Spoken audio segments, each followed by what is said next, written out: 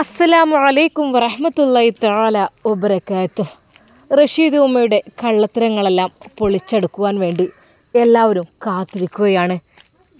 ഷാഹിനയും അതിനുവേണ്ടി മെനക്കെട്ടപ്പോൾ മുഹ്സിനയുടെ വീട്ടുകാർക്ക് അതിൽ വലിയ താല്പര്യമില്ലാത്തത് കൊണ്ട് തന്നെ അവൾക്ക് നല്ല സങ്കടമുണ്ട്.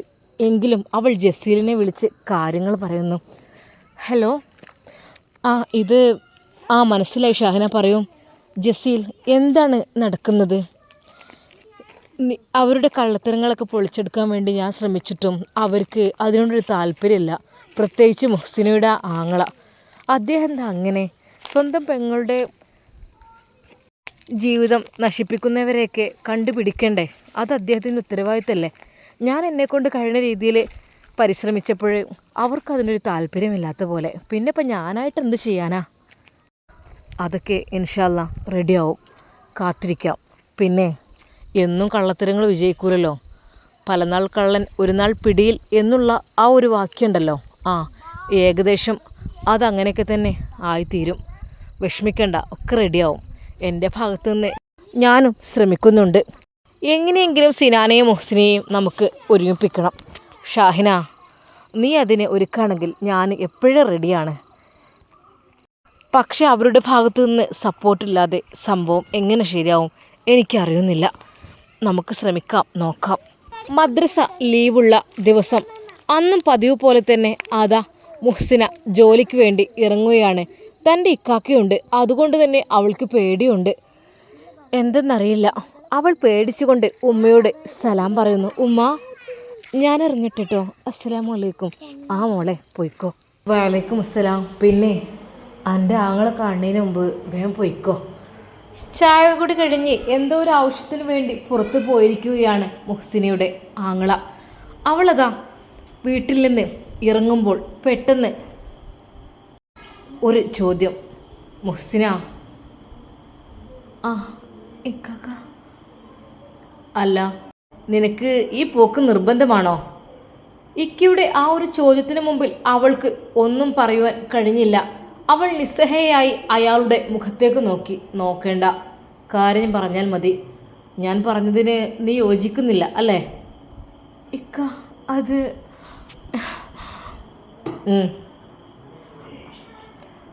നിങ്ങളുടെ ഇഷ്ടം പോലെയൊക്കെ ചെയ്യും എന്ന് പറഞ്ഞുകൊണ്ട് ഇക്ക വീടിനകത്തേക്ക് കയറി പോകുന്നു.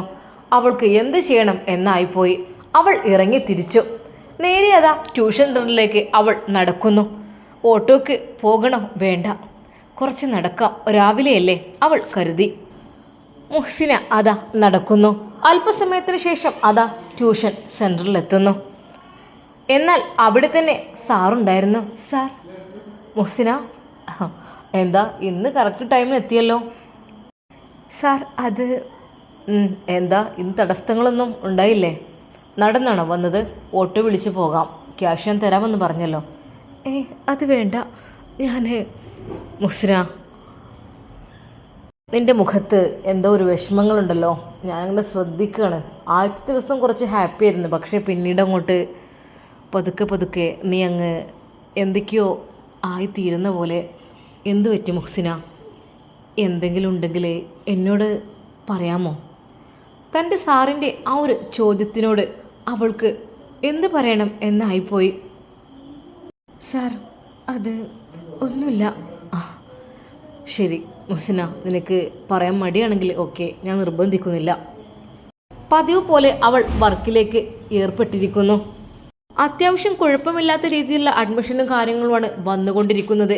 വെക്കേഷൻ ടൈമിൽ തന്നെ ഒരുപാട്. അവളുടെ അടുക്കലേക്ക് പെട്ടെന്ന് സാർ എത്തുന്നു. മുഹ്സിന. സർ. അവൾ ബഹുമാനത്തോടെ എഴുന്നേറ്റു. സിറ്റ് ഡൗൺ, ഇരിക്കൂ. അവളുടെ മുമ്പിലായിട്ട് സാറ് ഇരിക്കുന്നു. മുഹ്സിന, പിന്നെ ഒരുപാട് അഡ്മിഷൻസ് വന്നുകൊണ്ടിരിക്കുകയാണ്. പെട്ടെന്ന് കാര്യങ്ങൾ സ്പീഡാക്കാൻ വേണ്ടി ശ്രമിക്കണം, ഓക്കെ?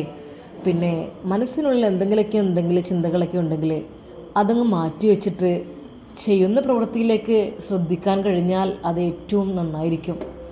ഞാൻ ഒരിക്കലും കുറ്റപ്പെടുത്തുമല്ല, കാരണം നമ്മൾ രണ്ട് വർക്ക് ഒരുപോലെ നമ്മുടെ മനസ്സുകൊണ്ട് ചെയ്യേണ്ട ആവശ്യമില്ല. നിനക്ക് ഏൽപ്പിച്ച വർക്ക് നീ അത് ചെയ്യാം. അതിലുപരി മനസ്സിനുള്ളിലുള്ള വർക്ക് അതവിടെ നിൽക്കട്ടെ, ഓക്കെ? ജീവിതവും ഇതുമായി ഒരിക്കലും നീ കമ്പയർ ചെയ്യരുത്. നീ ഇതിലേക്ക് ശ്രദ്ധിച്ച് ഇതിൽ ഓക്കെ ആക്കാൻ ശ്രമിക്കുക. ഓക്കെ?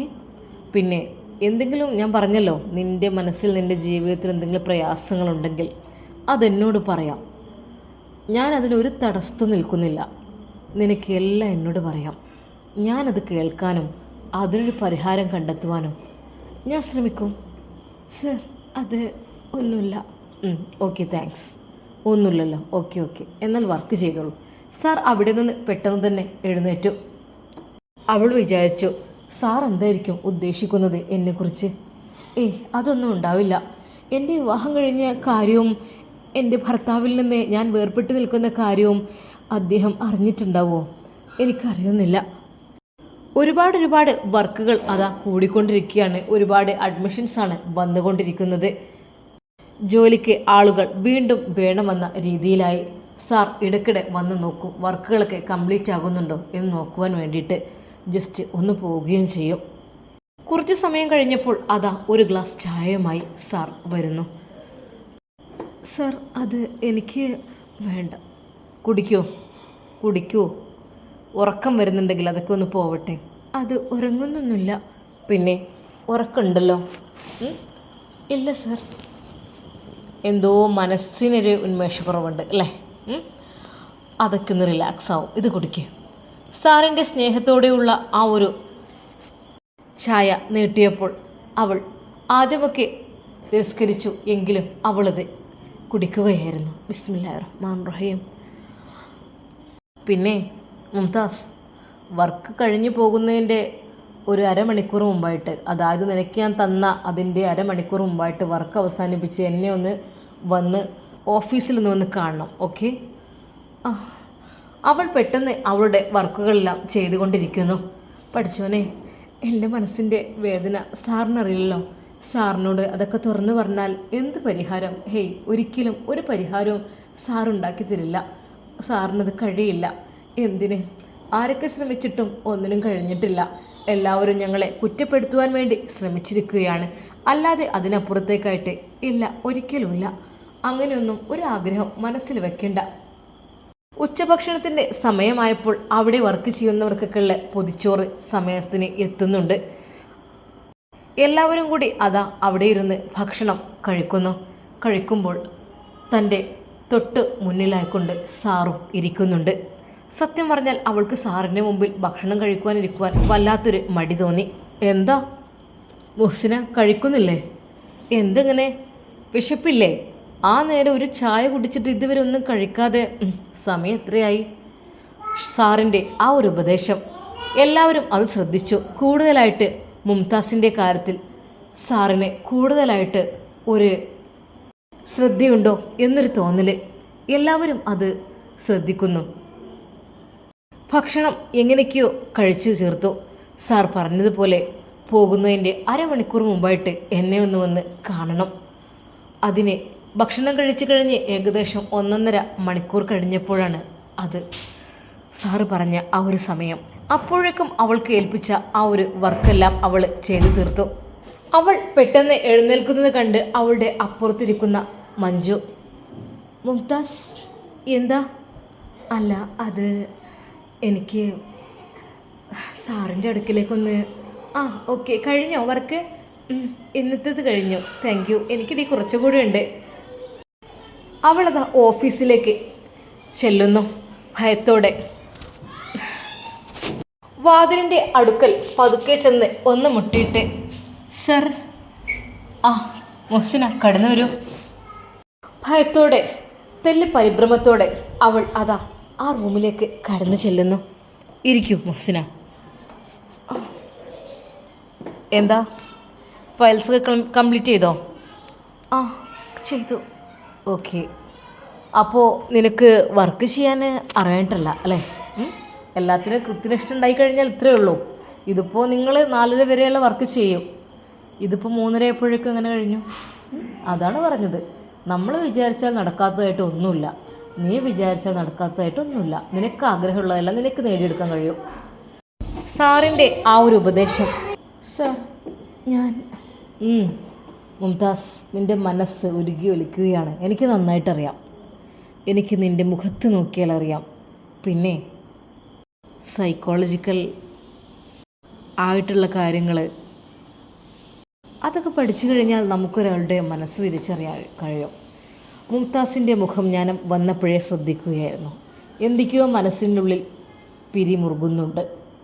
മുഖത്ത് അത് തെളിഞ്ഞു കാണുന്നുണ്ട്. അത് നിൻ്റെ വർക്കിനെയും ബാധിക്കുന്നുണ്ട്. ഓക്കെ അല്ലേ? സത്യം മാത്രമേ പറയാവൂ മുംതാസ്. എന്താ? നീ വിവാഹിതയാണ് എന്നുള്ള കാര്യം എനിക്കറിയാം. പക്ഷെ ബാക്കിയുള്ള ഡീറ്റെയിൽസ് കാര്യങ്ങളൊന്നും എനിക്കത്ര കറക്റ്റ് അറിയില്ല. ഞാൻ ആരോടും ചോദിച്ചിട്ടുമില്ല. മുംതാസിന് എന്തു പറ്റി ഇങ്ങനൊരു ജോലിക്ക് വരാൻ കാരണം? അല്ലെങ്കിൽ ഒരിക്കൽ പോലും ഭർത്താവിനെ കാണുന്നില്ല, അതല്ലെങ്കിൽ കൂടെയുള്ളവരെ ചേർത്താൻ വിളിച്ചത് തന്നെ നിൻ്റെ ആങ്ങളുടെ ഭാര്യയാണ്. ഓക്കെ അല്ലേ? അപ്പോൾ എനിക്ക് കുറച്ച് കാര്യങ്ങൾ എന്നെക്കുറിച്ച് അറിഞ്ഞാൽ താല്പര്യമുണ്ട്, അറിയാൻ വേണ്ടിയിട്ട്. സർ, അവൾ ശരിക്കും ഭയന്നു പോവുകയാണ്. സർ, അത് അങ്ങനെയൊന്നുമില്ല. എൻ്റെ ഭർത്താവ് ഇവിടെയില്ല. ആഹാ, പിന്നെ എവിടെയാണ്? ഭർത്താവ് വിദേശത്താണ് എന്നുള്ള കാര്യമൊന്നും അവൾക്ക് അറിയുന്നില്ലായിരുന്നു.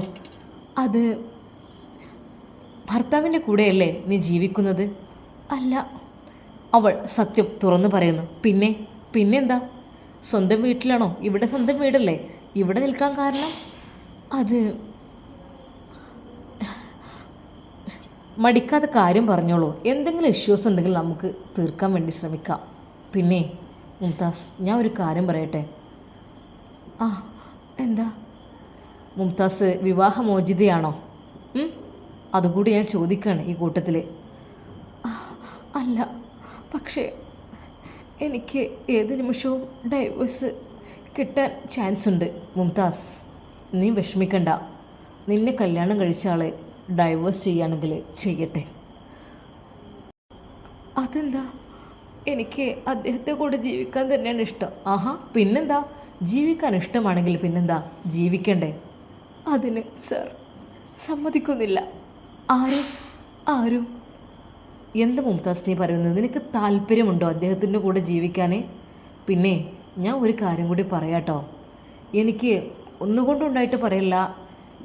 ഞാനിവിടുത്തെ സാറാണ്. ഓക്കെ, എല്ലാവർക്കും അറിയുന്നതാണ്. പക്ഷേ ഞാൻ വിവാഹിതനല്ല.